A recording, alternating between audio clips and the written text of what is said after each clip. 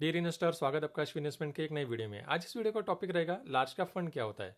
जब भी आप म्यूचुअल फंड के अंदर आप इन्वेस्टमेंट करते हो तो उस टाइम पे आपको तीन कैटेगरीज दिखती है, small cap, mid cap, large cap. लेकिन लार्ज कैप फंड क्या होता है ये हम आपको इस वीडियो में आपको बताने वाला हूँ, तो बने रहिए इस वीडियो के अंदर।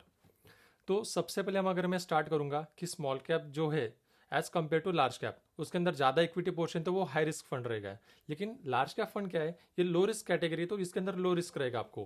क्योंकि इसके अंदर अगर आप देखेंगे तो ये जितना लॉन्गर टेन्योर के लिए तो ये फंड इतना बेटर नहीं है जितना ये शॉर्ट टर्म के लिए। क्योंकि शॉर्ट टर्म में क्या होगा, इसके अंदर रिटर्न्स आपको जल्दी मिल जाएंगे, आप आपका प्रॉफिट बुक कर लीजिए और साइड में हो जाइए, as compared to small cap और मिड कैप। अगर लार्ज कैप की अगर बात करते हैं तो इसका मार्केट कैपिटलाइजेशन क्या होता है, जिस भी कंपनी के स्टॉक्स के अंदर ये इन्वेस्टमेंट करते हैं तो उस कंपनी का जो रहता है मार्केट कैपिटलाइजेशन 20,000 करोड़ अबव रहेगा उस कंपनी का मार्केट कैप, तो उसे हम लार्ज कैप कैटेगरी में कहेंगे। जैसे कि अगर कंपनी का अगर देखते हैं 20,000 अबव करोड़ अगर उसका मार्केट कैपिटलाइजेशन है तो उसके अंदर कुछ भी रिस्क नहीं है as compared to small cap और मिड कैप। तो उसी की वजह से अंदर आपको रिस्क काफ़ी कम है। रिस्क कम है तो रिटर्न्स भी कम रहेंगे ऑब्वियसली। अगर इसका एवरेजली अगर रिटर्न्स देखते हैं इस फंड के अंदर तो आपको 15 से 17% तक आपको इसके अंदर रिटर्न्स मिलेंगे अगर आप वन टाइम में इन्वेस्टमेंट करते हो। अगर आप एसआईपी करते हो तो आपको 16 से 18% तक आपको इसके अंदर रिटर्न्स मिलेंगे as compared to lump sum investment. क्योंकि एसआईपी के अंदर आपका एवरेजिंग होगा, और अगर आप थोड़ा सा शॉर्ट टर्म पीरियड के लिए भी रखते हो अराउंडली 3 to 5 ईयर्स, तो उसके अंदर आपको इतने परसेंट तक आपको रिटर्न्स मिल जाएंगे, अराउंडली 18% तक आपको इसके अंदर रिटर्न्स मिल जाएंगे।